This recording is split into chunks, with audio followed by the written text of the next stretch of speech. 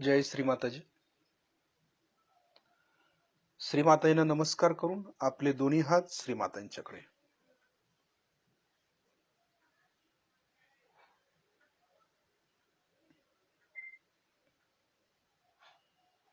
आपण श्रीमाताईंना पाहायचं आणि लक्ष दोन्ही हातांच्या बोटांच्या वरती ठेवायचं आहे.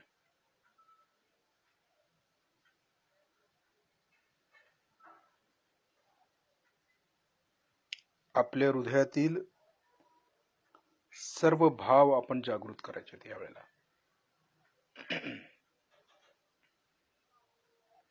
श्रीमाताईंना सर्व समर्पित करायचं आहे.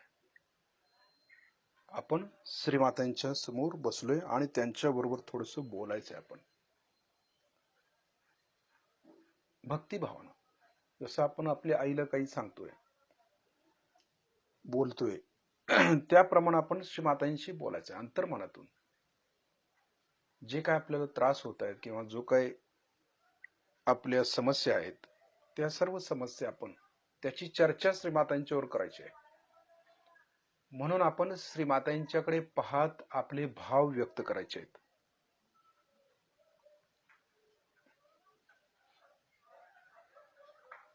जे काय आपल्या हृदयामध्ये बसलेलं आहे ते सगळं काढून टाकायचं. श्रीमातांना सांगायचं, ते मोकळं करायचंय. हृदय उघडं करायचा हा एक प्रकार आहे. श्रीमाताई म्हणतात ना, हृदय उघडं झालं पाहिजे, ओपन झालं पाहिजे. तर हृदय उघडं कसं करायचं? तर आपण जे हृदयामध्ये साठवून ठेवलेलं आहे, बरेच वर्षापूर्वीच असेल किंवा आणखी काहीतरी दुःख आहे, की काही जण सवय असते की हृदयावरती साठवून ठेवायचं, सगळं बोलून दाखवायचं नाही, बोलायचं नाही, मोकळं व्हायचं नाही. त्यामुळं काय होतं की हार्ट वरती पकड येऊ शकते. किंवा असं कोणीतरी बोलायला भेटलेलं नसतं की त्यांना काहीतरी आपण सांगावं बा, असंही कोण भेटलेलं नसतं आपल्याला. त्यामुळं कदाचित आपण काही गोष्टी बोलत नाही, त्या हृदयामध्येच दफन करतो आपण. तर ते न करता आता आपण श्रीमातांशी डायरेक्ट बोलायचं आहे, कारण आपलं आता कनेक्शन लागलेलं, आपण सहजयोगी आहे, हे आपण विसरायचं नाही. त्यामुळं आपल्या हृदयामध्ये जे काही शल्य असेल ते आपण श्रीमातांना सांगायचं. काही अडचणी असू देत, काही समस्या असू देत, आपण श्रीमातांशी बोलायचंय, वार्तालाप करायचा आहे. आणि लक्ष कुठं ठेवायचंय? दोन्ही हातांच्या बोटांच्या वरती. आपण श्रीमातांच्याकडे पाहत पाहत बोलायचं आणि लक्ष व्हायब्रेशन्स कडे ठेवायचं आहे. म्हणजे श्रीमाताई जे काय बोलणार आहेत आपल्याला, त्या चैतन्याच्या भाषेतून आपल्याला समजेल की श्रीमाताई काय म्हणतायत. ही भाषा आपण समजून घ्यायची आपल्याला. म्हणून आपण श्रीमातांच्या समोर सगळं सांगायचं आहे, हृदय ओपन करायचं आहे, हृदय उघडायचं आहे आपल्याला. काही हृदयामध्ये ठेवायचं नाही. आपल्याला निर्विचार लवकर होता येतं, परंतु हृदय मात्र आपल्याला लवकर उघडता येत नाही. त्यामुळे आपली प्रगती होत नाही. कारण आपलं हृदय पकडलेलं असेल, ते आईचं चक्र आहे. हृदय, डावं हृदय हे आपल्या आईचं चक्र आहे आणि उजवं हृदय हे आपल्या पित्याचं चक्र आहे. हे तर आपल्याला माहितीच आहे. परंतु हृदय उघडल्याशिवाय आपली सहजयोगामध्ये प्रगती होत नाही.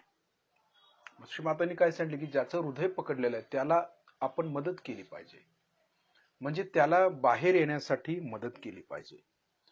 म्हणूनच आपण हे हृदय चक्र आईचं असल्यामुळं श्रीमाताईंना त्याचा त्रास होतो आणि आपल्या आईला त्रास होऊ नये म्हणून आपण सगळं हृदयातलं काढून टाकून श्रीमातांच्या चरणाशी समर्पित करायचं.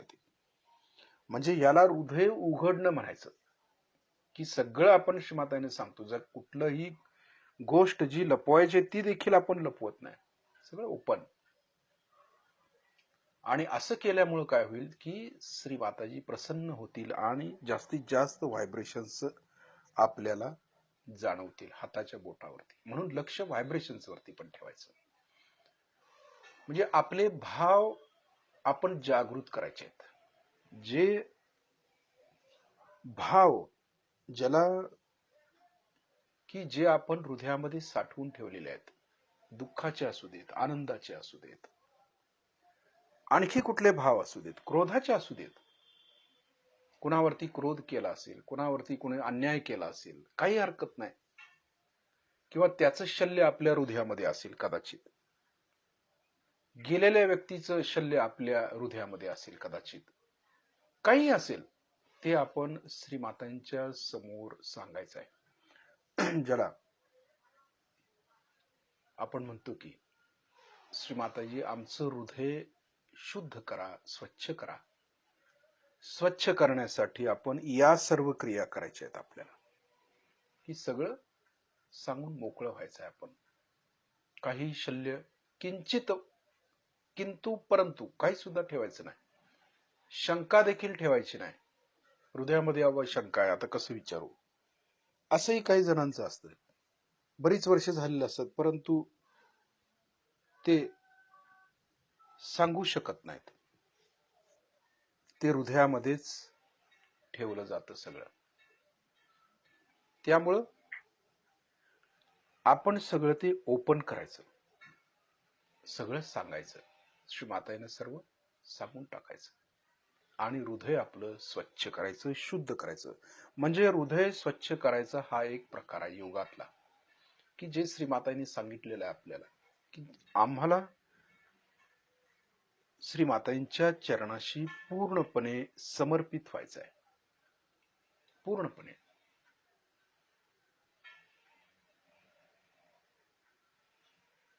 आपण श्रीमातांशी बोलतोय, हृदयातून बोलतोय, मनातून बोलतोय. ही भाषा आहे. ही मौन जरी असलो आपण तरी ती भाषा आहे, आणि ही भाषा अगदी पॉवरफुल आहे. आपण जसं वैखरी वाणीतून बोलतो ना, तसं मनाची ही जी भाषा आहे ना, ती फार पॉवरफुल भाषा आहे. आणि त्या भाषेमुळे त्याचा जो भाव उमटतो तो आपल्या चेहऱ्यावरती उमटत असतो. जसं आपल्या हृदयामध्ये समजा करुणा असेल तर चेहऱ्यावरती करुणा दिसायला लागते.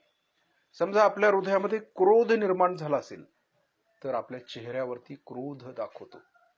जो काय भाव हृदयाचा असेल तो भाव आपल्या चेहऱ्यावरती उमटतो. म्हणजे हे किती महत्वाचं आहे. ही भाषा आहे. ही एक प्रकारची भाषा आहे की पूर्वीची जे अवतरण होती, काही अवतरण होऊन गेली, तर त्या अवतरणांची ही भाषा आहे. ते बोलायचे नाहीत, परंतु भाव प्रगट झाला की दिसायचं चेहऱ्यावरून. मग त्याच्यावरून कळायचं त्यांना की बाबा हा भाव आहे किंवा ही त्यांच्या हृदयामध्ये चाललेला आहे. मग ते त्यांचे भाव प्रगट करायचे. ते त्यांचे भाव प्रगट केले की त्यांना कळायचं बाबा हा असा आहे. म्हणजे ही भाषा त्यांची देवाणघेवाण अशा प्रकारे चालत होती. त्यावेळी भाषा नव्हती. आता जशी आपली देवनागरी भाषा, संस्कृत भाषा आहे, त्यामुळे जे कळतं आपल्याला, तसं त्यावेळेला ती भाषा नव्हती. मग सांगायचं कसं दुसऱ्याला, तर भाव, आंतरिक जो भाव आहे ना, त्या भावाद्वारे ते सांगायचे. म्हणजे सुरुवातीपासूनच हे आहे, ज्याला आपण साक्षी भाव म्हटलेला आहे. श्रीकृष्णाने काय म्हटले, साक्षी भाव पाहिजे आपल्यामध्ये. आणि ज्या वेळेला आपल्यामध्ये हा साक्षी भाव निर्माण होतो ना, त्यावेळेला आपण पॉवरफुल योगी होतो. पॉवरफुल योगी. कारण हे जे काय चाललेलं आहे हे सगळं नाटक चाललेलं आहे असं आपण साक्षी भावानं पाहत असतो. नाटक, जग हे एक नाटकच आहे, आणि त्या नाटकामध्ये काम करणारे आपण सगळे कलाकार आहोत. हे ज्या वेळेला आपल्याला समजेल त्यावेळी आम्ही साक्षी भावामध्ये उतरलो असं म्हणायला काय हरकत नाही. आणि हा साक्षी भाव कधी निर्माण होतो, ज्या वेळेला आपण श्रीमातांशी पूर्णपणे समर्पित होतो.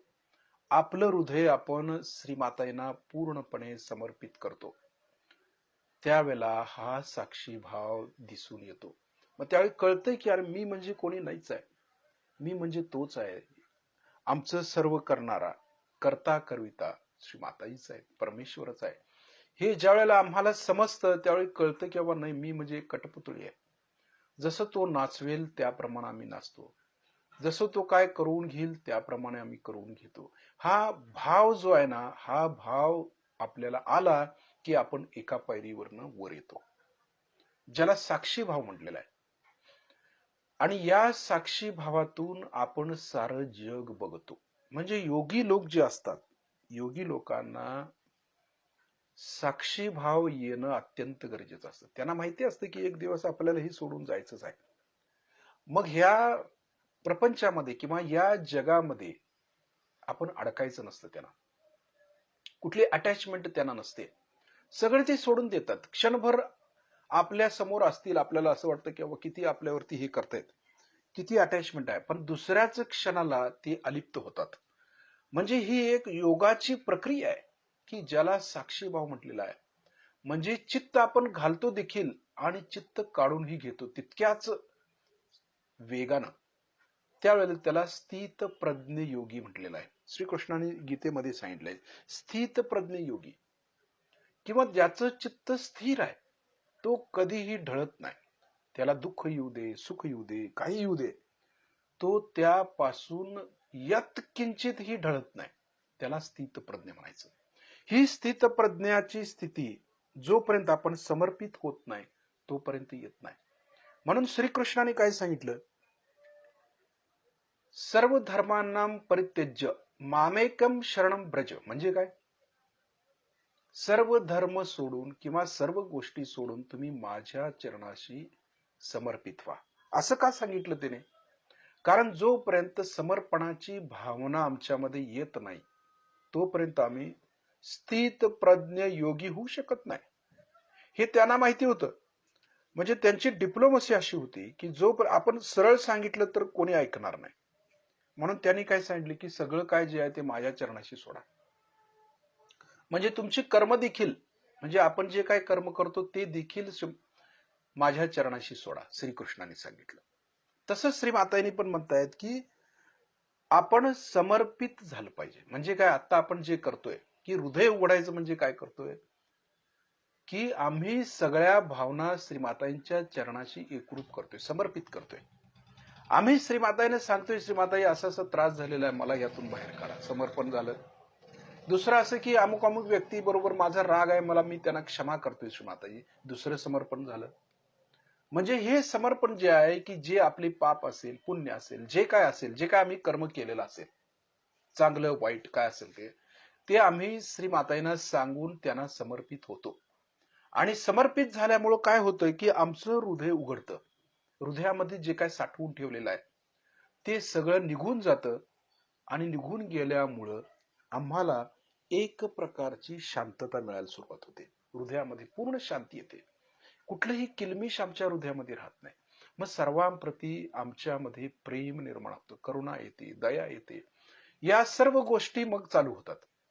आणि हे चालू झाल्यामुळं काय वाटतं की अरे हे जगातून आपण एक दिवस जायचंच आहे. आणि मग आपण हे का करावं, का भांडण करावं, आपण दुसऱ्याला क्षमा करू नये, का आम्ही क्रोध करावा. मग हळूहळू आपली अंतरंगाची स्थिती बदलू लागते. दृष्टिकोन जो आहे आपला, जगाकडे पाहण्याचा दृष्टिकोन आपला बदलतो. म्हणजे आम्ही काय होतो, स्थित प्रज्ञ योगी होतो.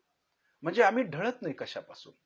जरी कुठलं संकट आलं, जरी कुठले प्रॉब्लेम्स आले, तरी आम्ही काय करतो, त्याला स्थिर राहून त्याला टक्कर देतो, संतुलित राहतो त्यावेळेला. म्हणजे हे संतुलन आम्हाला श्रीमातांच्या चरणाशी समर्पित झाल्यामुळे मिळतं.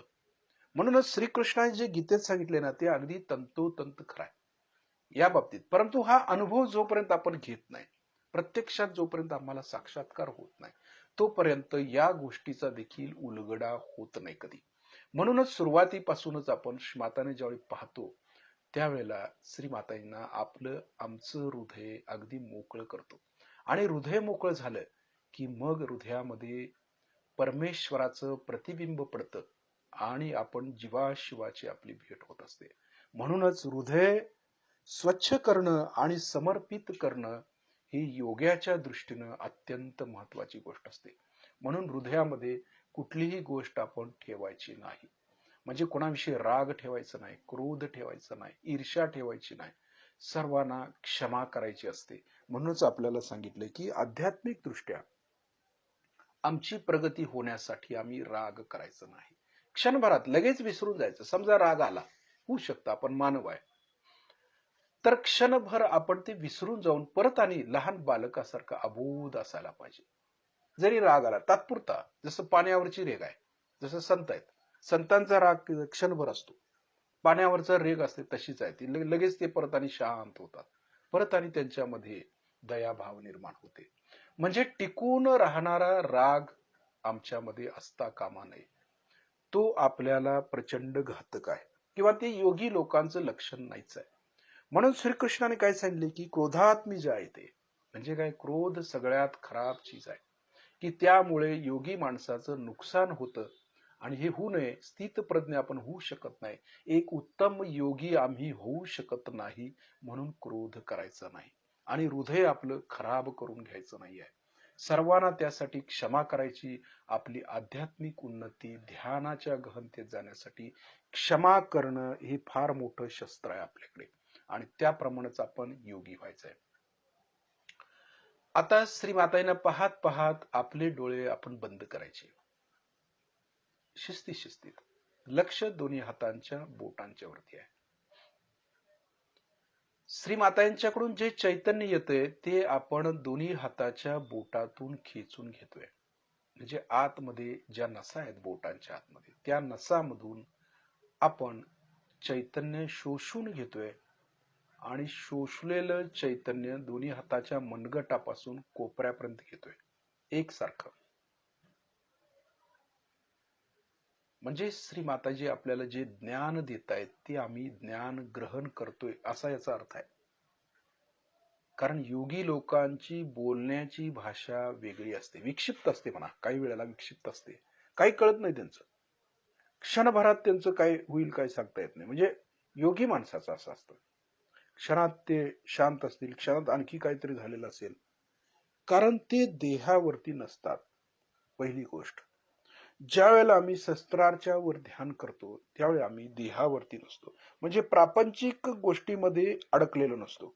डिव्हाइन म्हणजे देवाच्या परमेश्वराच्या हातातलं एक बाहुलं बनलेलो असतो आपण, आणि त्यामुळे त्यांची स्थिती अगदी वेगळ्या प्रकारची असते. त्यांना समजून घ्यायचं फार अवघड असतं, कळत नाही आपल्याला लवकर.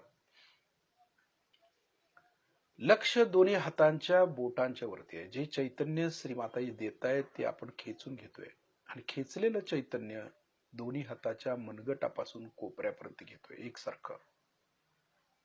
ही क्रिया शेवटपर्यंत ठेवायची आहे आपल्याला. म्हणून हात कधीही असे पालथे पडलेले वगैरे असं असता उपयोगाचं नाही, कारण हात म्हणजे सगळ्यात महत्वाचं आहे. मुद्रा आपण ज्या करतो ना ध्यानामध्ये किंवा योगामध्ये, मुद्रा प्रकार असतो. जसं अंगठा आणि तर्जनी एकत्र केल्यानंतर ध्यान मुद्रा तयार होते. बघा, ध्यान मुद्रा केल्यानंतर काय होतं, आपण शांत होतो. मुद्रेचा अर्थ काय, मुद्रा ज्या कशासाठी करतात, बुद्ध, गौतम बुद्ध आहेत, गौतम बुद्ध त्यांची मुद्रा कशी आहे, हाताची ध्यान मुद्रा आहे. ते कायम ध्यानस्थ आहेत, शांत आहेत, समाधानी आहेत, आनंदी आहेत. तसं आपल्यामध्ये ती स्थिती प्राप्त होते. म्हणून मुद्रेला फार महत्व आहे, हाताच्या मुद्रेला. म्हणजे हात आपले फार महत्वाचे असतात, परंतु आपल्याला श्रीमातांनी कुठलीही मुद्रा करायला सांगितलेली नाही. सहज मुद्रा आपण करतोय, म्हणजे दोन्ही हात श्रीमातांच्याकडे ठेवतोय आणि या हातातून आपल्याला चैतन्य एकसारखं येते. म्हणजे किती महान गोष्ट घडते. आणि आपण काय करतो की त्याकडे लक्ष देत नाही, म्हणून आपली प्रगती होत नाही. कारण जोपर्यंत आम्ही चैतन्याची भाषा समजू शकत नाही तोपर्यंत आमची प्रगती शून्यच आहे. म्हणून ही भाषा अगदी कळून घेतली पाहिजे, समजून घेतली पाहिजे प्रत्येकाने, आणि मगच आपली प्रगती होणार आहे. आपला डावा हात बरोबर कुंडलिनीच्या पुढे धरायचा आहे आणि कुंडलिनी आपल्याला उचलायची आहे उजव्या हातानं. शिस्तीत वरती उचलायची कुंडलिनी, लक्ष कुंडलिनीकडे ठेवायचं आहे. बघा, डोळे बंद आहेत आपले आणि कुंडलिनीकडे लक्ष आहे. आपल्या हाताबरोबर कुंडलिनी वर येते, वर आली, एक गाठ मारायची.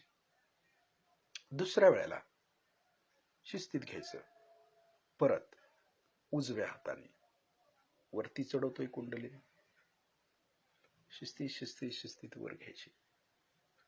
2 गाठी मारतोय आपण. तिसऱ्या वेळेला शिस्तीत. लक्ष कुंडलिनीकडे पाहिजे, तरच त्याचा फायदा आहे.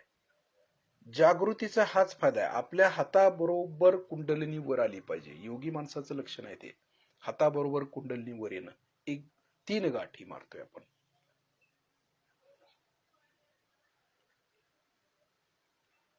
परत कवच डावीकडून डोक्यावरून उजवीकडे हात, उजवीकडून डोक्यावरून डावीकडे हात. बघा आता लक्ष कवचाकडे द्यायचंय आपल्या. जे कवच तयार होते त्या कवचाकडे लक्ष देणं अत्यंत गरजेचं आहे. या कवचामध्येच आपल्याला सुरक्षित राहायचं आहे, विचलित न होता. आपल्या भोवतीचं जे कवच आपण तयार करतो चैतन्याचं, तिकडं आपलं लक्ष द्यायचं, हाताकडे द्यायचं नाही, चैतन्याकडे द्यायचं. व्हायब्रेशन्सने जे कवच तयार होते त्या कवचाकडे लक्ष आहे. परत आता दोन्ही हात आपले श्रीमातांच्याकडे. आता आपल्या व्हायब्रेशन्स मध्ये फरक पडला की नाही आणखी बघायचं, लक्ष व्हायब्रेशन्स कडे, सतत व्हायब्रेशन्स कडे लक्ष पाहिजे. आपण काय करतोय काय नाही ते कळलं पाहिजे आपल्याला स्वतःला, नाहीतर कुठेतरी भरकटत जाऊ ना. म्हणून शिवमाताई काय म्हणतायत की सतर्कता पाहिजे आमच्यामध्ये, दक्ष पाहिजे. आमचं चित्त कुठे जात आहे हे आपल्याला कळलं पाहिजे, आमचं चित्त आहे ते. मग दुसरेच कुणाकडे गेलं तर काय करायचं, भरकटलं तर काय करताय. सजयोगामध्ये किंवा योगामध्ये कुठल्याच योगामध्ये चालत नाही, चित्ताला आवर घातली पाहिजे. लक्ष व्हायब्रेशन्स कडे आणि जे कवच आपण घेतलेलं आहे त्या कवचाकडे थोडं लक्ष द्यायचं आहे आपल्याला. कारण हे कवच घेणं आणि ते धारण करणं अत्यंत गरजेचं आहे आपल्याला सहजयोग्यांना. आणि या श्रीमातांच्या कवचामध्ये आपण सुरक्षित राहायचं आहे. हे देवी कवच आहे. बघा देवी कवच, देवी कवच फार महत्वाचं असतं, ते कळलं पाहिजे आपल्याला किंवा हे देवी कवच आहे, शिव कवच आहे, हनुमान कवच आहे, राम कवच आहे. हे सगळे देवी देवतांचे कवच आपल्यामध्ये आहेत. आपण स्तोत्र का वाचतो आपल्याला माहिती नाही, स्तोत्र का वाचायचे असतात. स्तोत्र वाचल्यानंतर आपल्या भोवती त्या देवतेचं वलय तयार होत असतं आणि या वलयानं आम्हाला सुरक्षितता मिळते किंवा प्रदान करते ती देवता आम्हाला. म्हणून हे कवच वाचायचं आहे. कुणी उठायचं कुठलंही स्तोत्र म्हणायचं असं कधी होत नाही. बघा, कारण यामध्ये आपल्याला कुठला त्रास आहे, त्या देवतेचाच स्तोत्र आपल्याला म्हणायचं आहे. कधी पण लक्षात ठेवायचं. आपल्याला पोटाचा त्रास आहे तर लक्ष्मी स्तोत्र म्हणू शकतो आपण, नारायणाचं स्तोत्र म्हणू शकतो. जर आपल्याला हृदयाचा त्रास असेल, हार्टचा प्रॉब्लेम असेल तर आपण शिवस्तुती किंवा राम रक्षा म्हणू शकतो, त्यांचं स्तोत्र आपण म्हणू शकतो. म्हणजे हे प्रत्येक देवी देवतांचं ठरलेलं आहे की कुणी कुठलं स्तोत्र म्हणायचं आहे. उगीच उठायचं तर हा सजुगी आहे त्यांनी हे स्तोत्र म्हणतायत बाबा चला आपण ही म्हणूया, तसं हे नाही आहे. तर ज्याचा आजार असेल, आपण काय आजारी नाही आहे म्हणून उठ सूट आपण स्तोत्र म्हणायचे आहेत. आपलं काम आहे की चित्त शस्त्राच्या वर ठेवून राहणे, स्तोत्राच्याही पलीकडे जाता आलं पाहिजे ना आम्हाला. कारण या सर्वांच्या पलीकडे जोपर्यंत आम्ही जात नाही तोपर्यंत आम्हाला परिपूर्णता प्राप्त होत नाही. या स्तोत्रामध्ये मंत्रामध्ये आपण अडकायचं नाही आहे, कुठल्याही ट्रीटमेंटमध्ये आम्हाला अडकायचं नाही आहे. घ्यायचे ट्रीटमेंट नाही असं नाही, परंतु आपल्याला कुठला त्रास आहे त्या त्रासाची ट्रीटमेंट आपण घ्यायची आणि रोग बरा झाल्यानंतर ती ट्रीटमेंट सोडून द्यायची आहे. तसंच करत बसायचं नाहीये. रोग बरा झाला तरी गोळ्या खायच्या नाहीत, आता बंद केलं पाहिजे, आता रोग बरा झाला आमचा, हे कळलं पाहिजे. हे कधी कळेल, ज्या वेळेला आम्हाला व्हायब्रेशनची जास्त जाणीव होईल त्याच वेळेला समजेल. आम्ही सतर्क होऊन ज्यावेळेला ध्यान करू त्यावेळी आम्हाला समजेल की बाबा आमचा रोग बरा झालेला आहे, ही चक्र ठीक झालेलं आहे.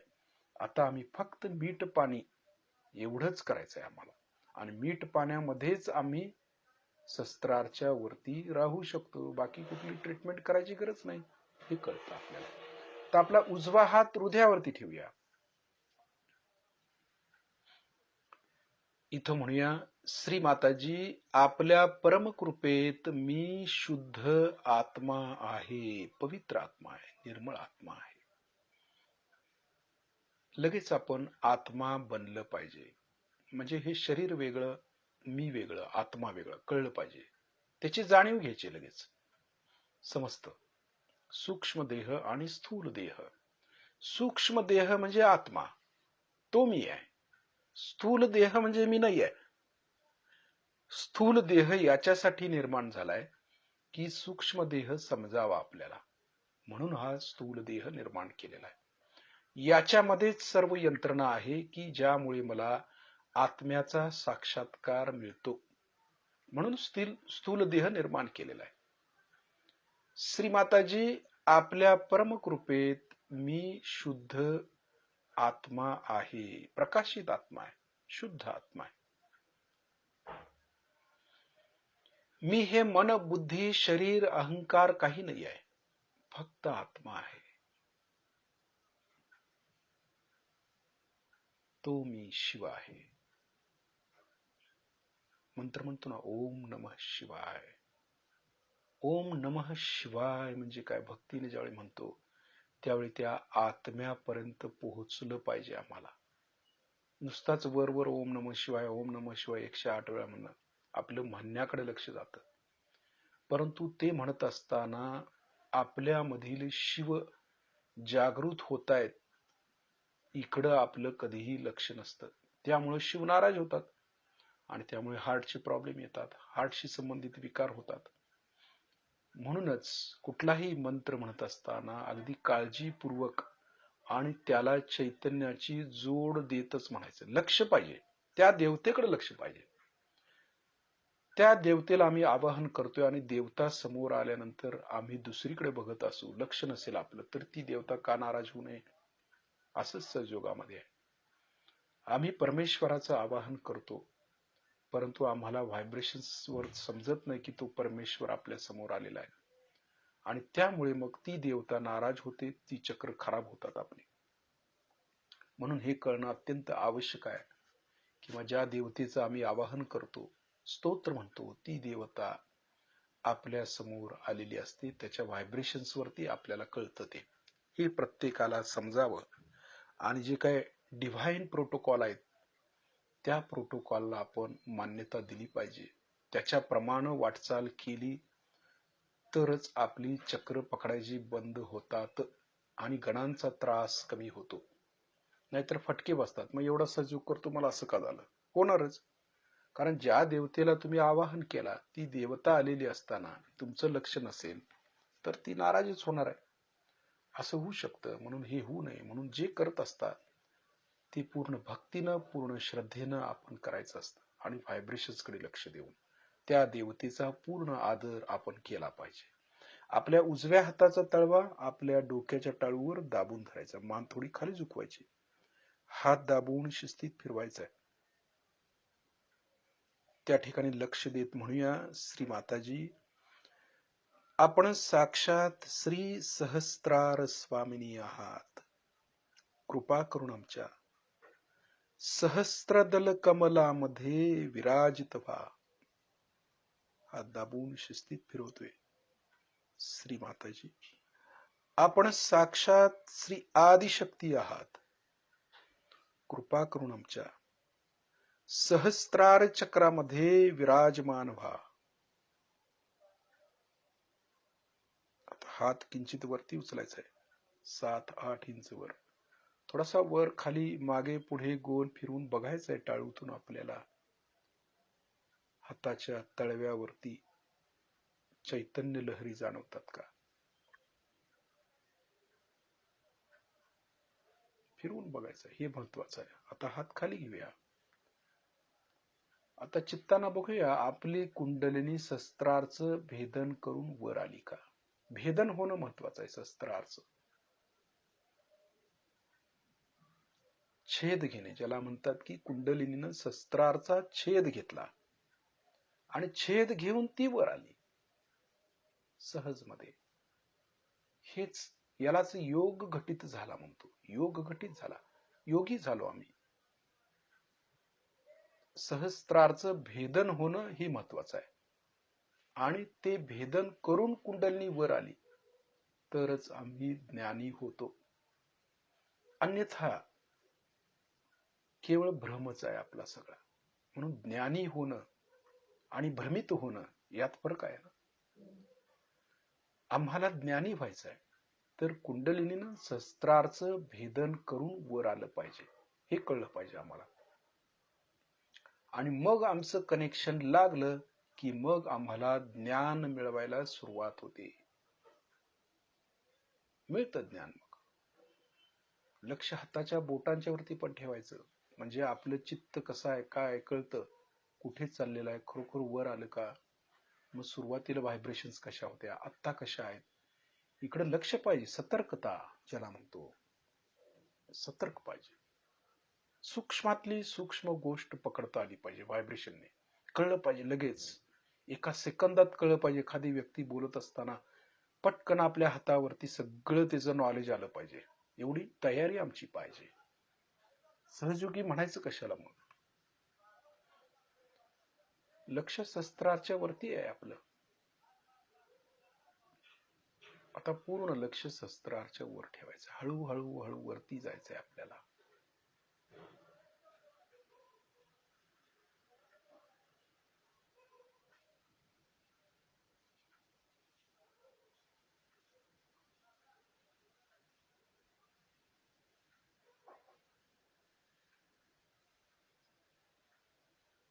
पूर्ण अटेन्शन शस्त्राच्या वर,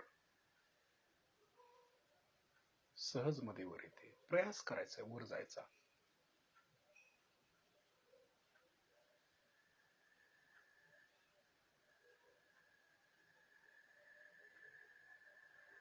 कुठलाही विचार नाही, शून्य स्थिती, काही विचार नाही. शून्य अवस्था म्हणतो त्याला. सगळं समर्पित केलंय, देह देखील समर्पित केलाय श्रीमातेने.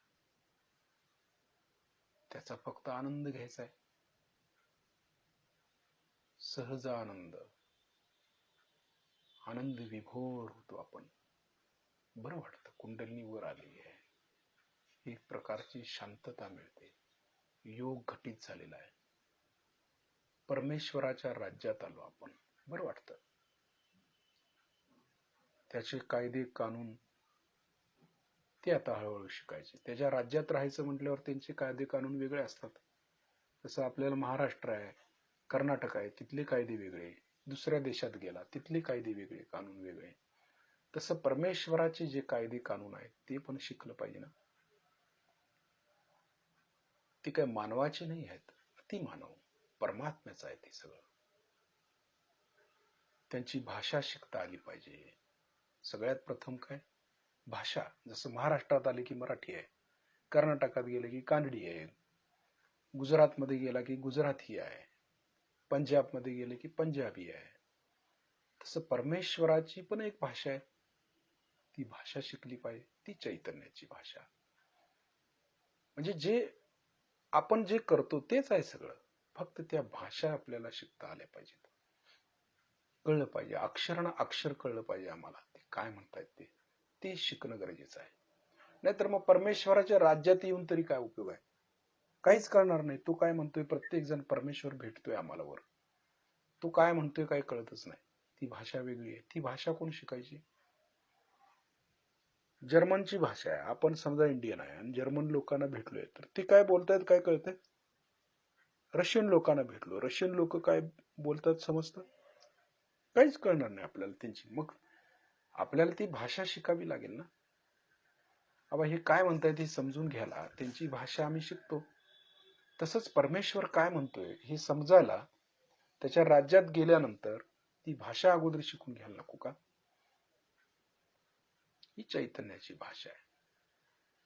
म्हणूनच शस्त्राच्या वर गेले की व्हायब्रेशन जोरदार यायला सुरुवात होते. याचं कारणच हे आहे की परमेश्वराच्या भेटी होतात. मग तो काय म्हणतोय ते चैतन्याच्या भाषेत कळेल, असं हे गणित आहे. त्याचे प्रोटोकॉल आहेत, काही नियम आहेत, ते आपण पाळायचे.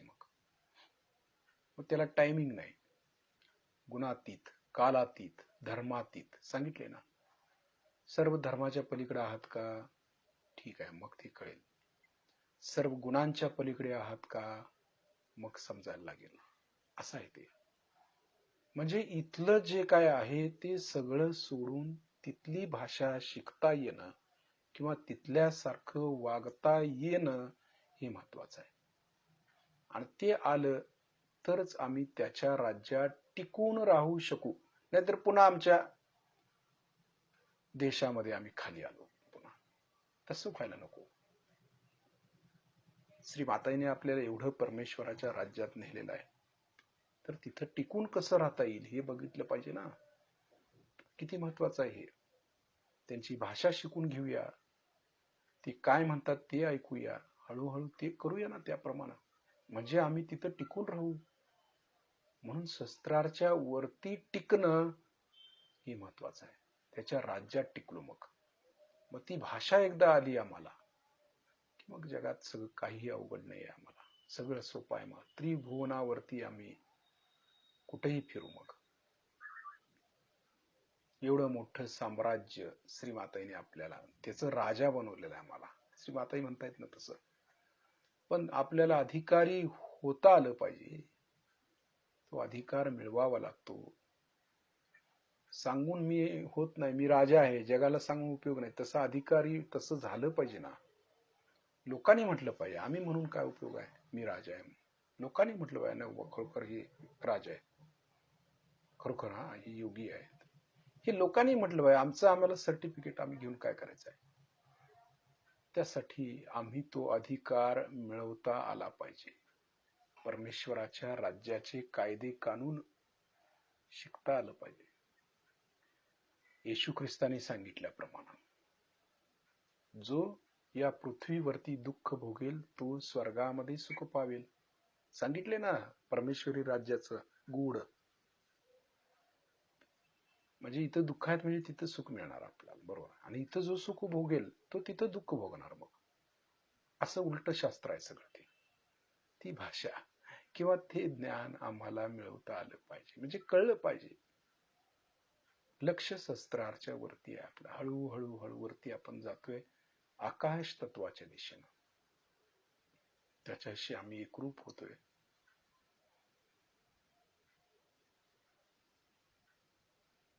तिथं पूर्ण शांतता आहे, समाधान आहे, आनंद आहे.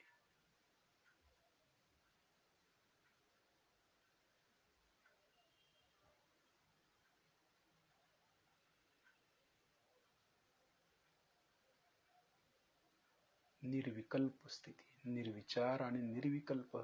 संकल्प नाही, विकल्प नाही, काही नाही. विचार नाहीत, शून्य आहे सगळं. पण ते पाहिजे. स्थिर आहे, शांत आहे. अशी निरव शांतता आत्मिक उन्नतीसाठी पोषक असते. निरव शांतता हा खरा धर्म आहे आमचा. शांत व्यक्तिमत्व धर्म आहे तो आमचा.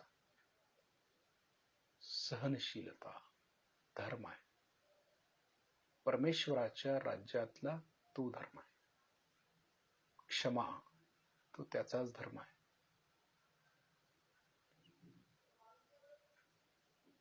आणि हे सगळं तो आपल्या हृदयातून घडवून आणतो. कारण त्याचं प्रतिबिंब हृदयातच पडतं. म्हणून हृदय स्वच्छ पाहिजे.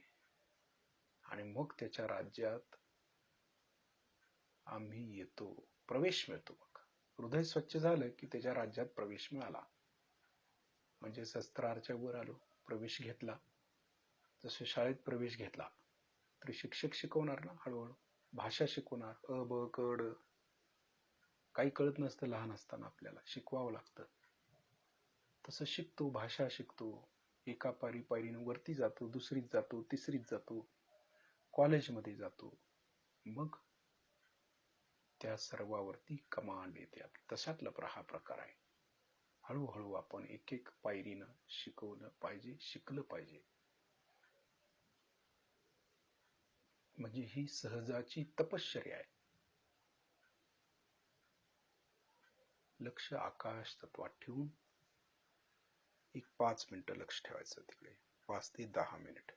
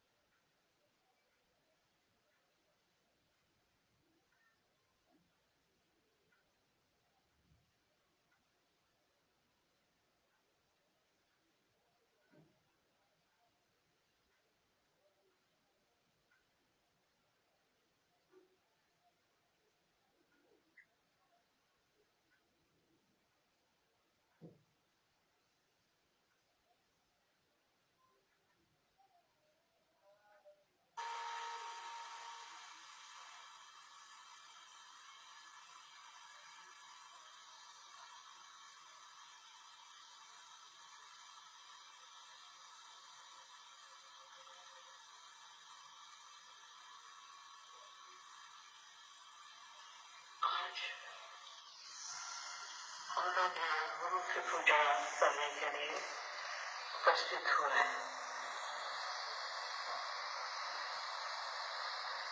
गुरु को सारे देवताओं से देवियों से ऊंचा माना जाता है। वास्तविक ये गुरु कौन है?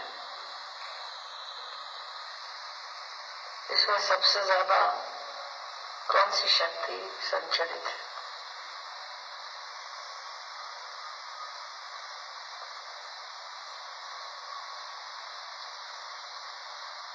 ये तत्व जो है यही शिव है।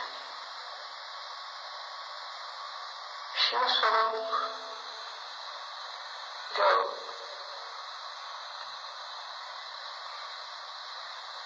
शक्ति है उसी को हमें गुरु की शक्ति समझना चाहिए। क्योंकि जब आप गुरु को शक्ति से प्राप्त करते हैं और आपके अंदर वो शक्ति प्लावित होती है, तब आप स्वयं भी गुरु हो जाते हैं। पर कार्य जो इस शक्ति का है वो है आपका कल्याण। जिसको ये शक्ति प्राप्त होती है उसको ये समझ लेना चाहिए कि अब उसका कल्याण हो। कल्याण का मतलब छोटे शब्दों में लेना बड़ा कठिन। कल्याण माने हर तरह से साफल्य, हर तरह से प्लावित होना, हर तरह से अलंकृत होना। जब आशीर्वाद में कोई कहता है तुम्हारा कल्याण हो, तो क्या होना चाहिए? क्या होता है? ये कल्याण क्या है? यही कल्याण, इसको हम आत्म साक्षात्कार कहते हैं।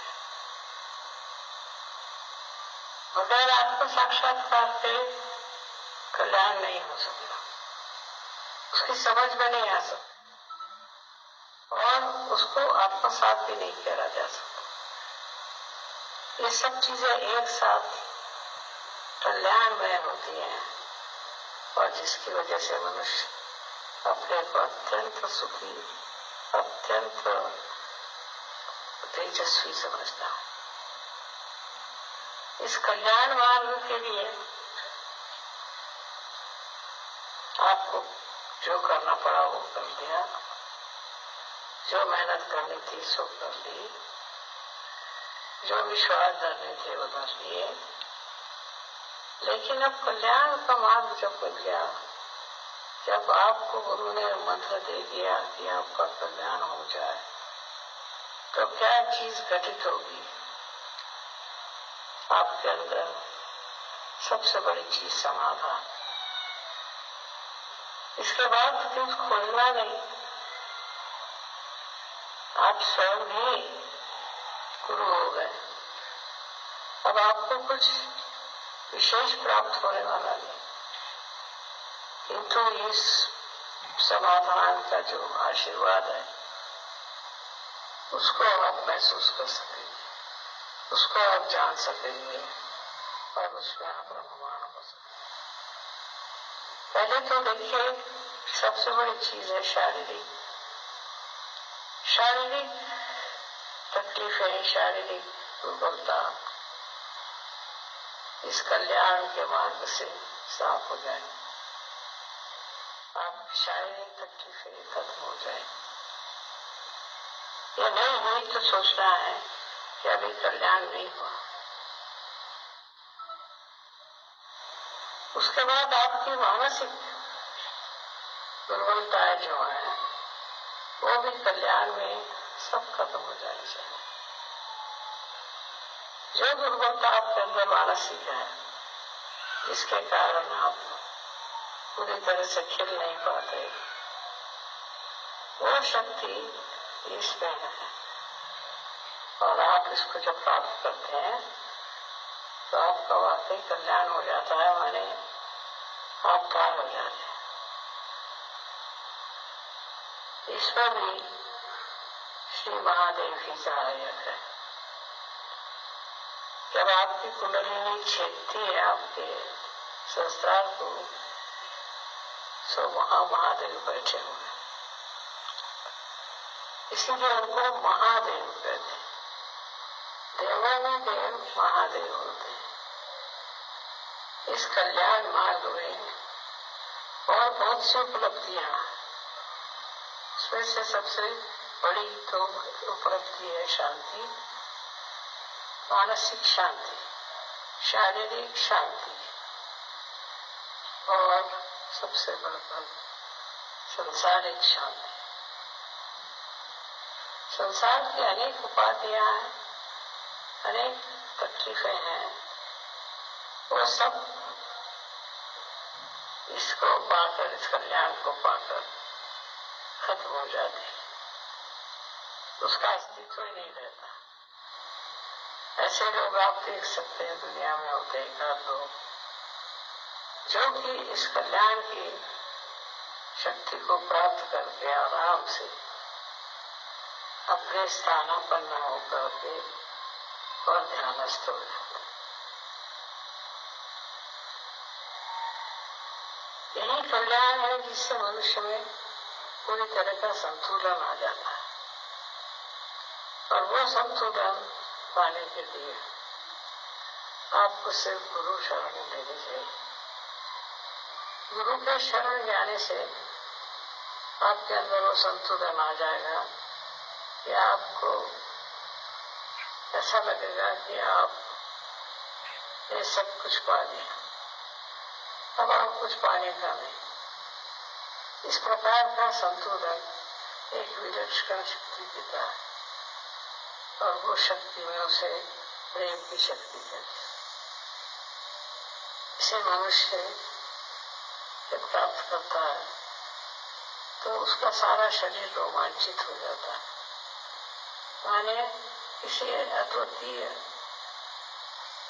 शक्ति ने उनको आलिंगन किया, और उनके अंदर ये शक्ति थी जिससे वो सारी दुनिया की परेशानियां, उथल पुथल, असंतुलन, सबसे ऊपर उठ के एक संतुलन में विचरण करते हैं। इसलिए इस शक्ति को प्राप्त करने के लिए लोग बहुत कोशिश करते हैं, और वो दूसरे मनुष्य से ही, मानव से ही इसे प्राप्त करते हैं, जो स्वयं भगवान स्वरूप हो जाता है और जो स्वयं ही इस चीज को प्राप्त किए हुए। This is a subject which you can only explain in Hindi language, which says that this Guru Pad you get from somebody else, but that somebody else is endowed with the power of peace of mind to begin with, and also the power to overcome all kinds of earthly problems, mental problems, physical problems. All these problems you can solve through your mental balance and mental blessings from your Guru. When you become the Guru, you yourself have the power to bless others with your blessing power. You can create a Guru out of many. And once the Guru is created, and there is the Guru who has this power, it's very satisfying and it's very ennobling. The satisfaction is so much that you don't want anything. This is the power of Shiva. You have seen Shiva, doesn't have much clothes. He doesn't decorate himself. He's just sitting in meditative mode all the time. He doesn't want anything. He's so satisfied with himself that he doesn't want anything. And that is the power you get after self-realization. If you have a guru of that level and caliber. One should not try to become a guru. That's very impractical. If you try to become, you will never. It has to come to you automatically, without any asking, without any effort. So the only way you can get to it is through dhyana. Dhyana is meditation. When you meditate, just meditate and meditate. Do not ask for anything. Meditation itself gives you that instrument which can bear this great power of the Guru. And then you automatically give this power to others. You don't have to work it out. Just in your presence, people can get this power of complete satisfaction. And there is salvation for you and for others. So all the problems which are faced for the journey of ascent are finished. And you are drenched in the bliss of heavenly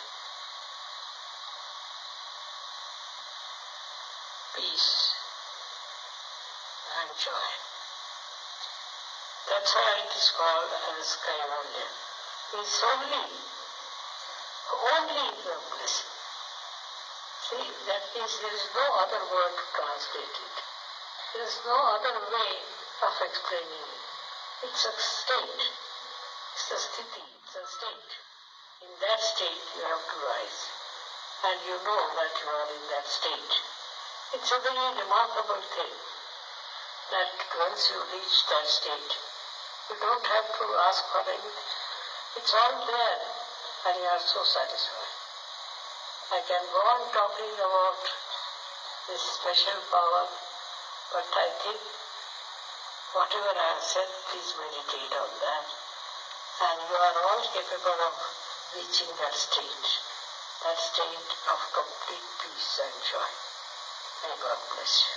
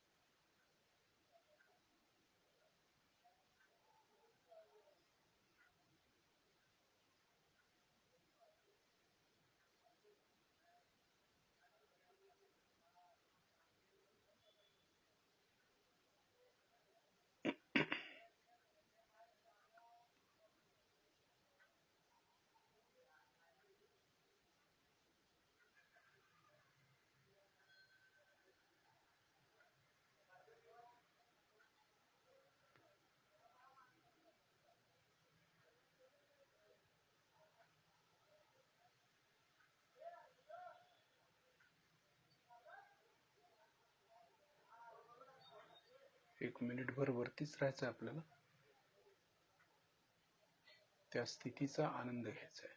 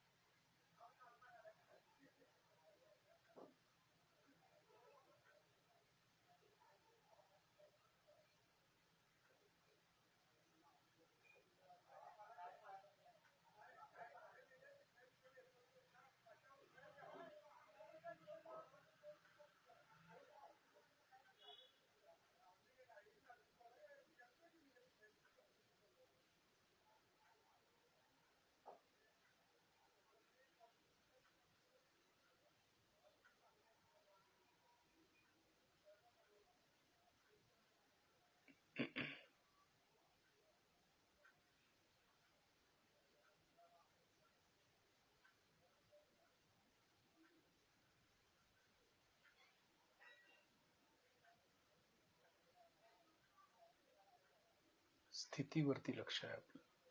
कुठली स्थिती आली त्या स्थितीवर लक्ष आहे. हे महत्वाचं आहे. व्हायब्रेशन्स कशा प्रकारे येत आहेत ते पण बघायचं. ज्या अवस्थेमध्ये आपण आहे त्या अवस्थेतल्या व्हायब्रेशन्स कशा आहेत, चैतन्य बघायचं.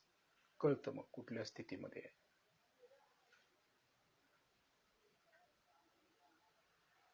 हे बघता येणं फार महत्वाचं आहे. ही भाषा समजणं गरजेचं आहे आपल्याला.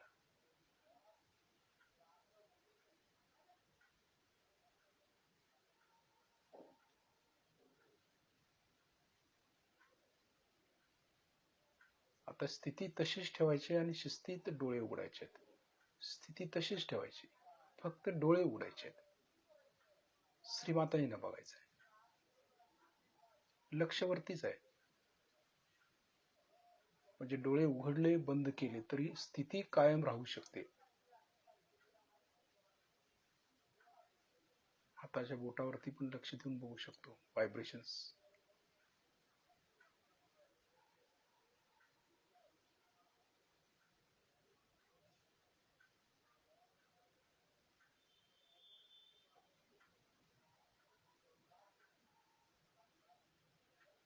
कायम एकरूपता.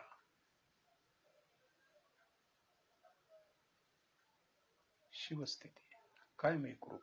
ध्यानस्थ. तपश्चर्या ही तपश्चर्या आहे. सहजाची हीच तपस्या.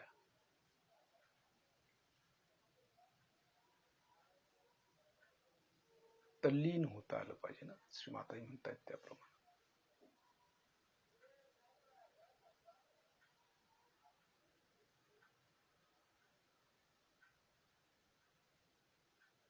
समाधान मिळालं पाहिजे. आता आपण श्रीमाताजी नमस्कार करूया, त्यांचे आभार मानूया. श्रीमाताजी, आपल्या चरणाशी कोटी कोटी प्रणाम, कोटी कोटी प्रणाम. शिस्तीत पुन्हा एकदा आपण बंधन घेऊया. आपला डावा हात कुंडलिनी समोर, उजव्या हातानं कुंडलिनी वरती उचलतोय. लक्ष कुंडलिनीकडे. एक गाठ मारतोय. बघा, चैतन्याचा चमत्कारच असतो तो. कळतं, संपूर्ण शरीर व्हायब्रेट होतं. कुंडलिनी वर उचलतोय. लक्ष कुंडलिनीकडे असलं ना, सगळं कार्य घटित होतं. 2 गाठी न्हावून निघतो आपण त्यामध्ये, चैतन्यामध्ये. इतकं ते सूक्ष्म आहे. 3ऱ्या वेळेला वरती उचलायची. लक्ष व्हायब्रेशन्स कडे आणि कुंडलिनीकडे.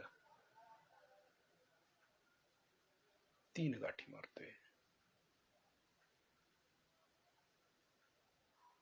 म्हणजे बंधन घेतल्यासारखं वाटलं पाहिजे ना. कवच. डावीकडून डोक्यावरून उजवीकडे हात, उजवीकडून डोक्यावरून डावीकडे हात.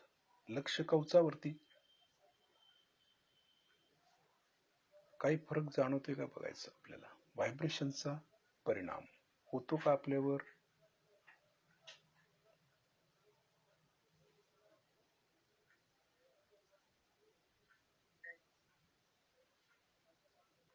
शिस्तीत कवच घेतोय.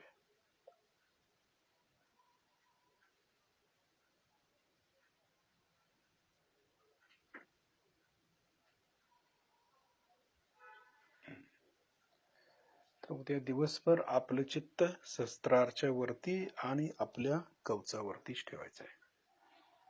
जय श्री माताजी.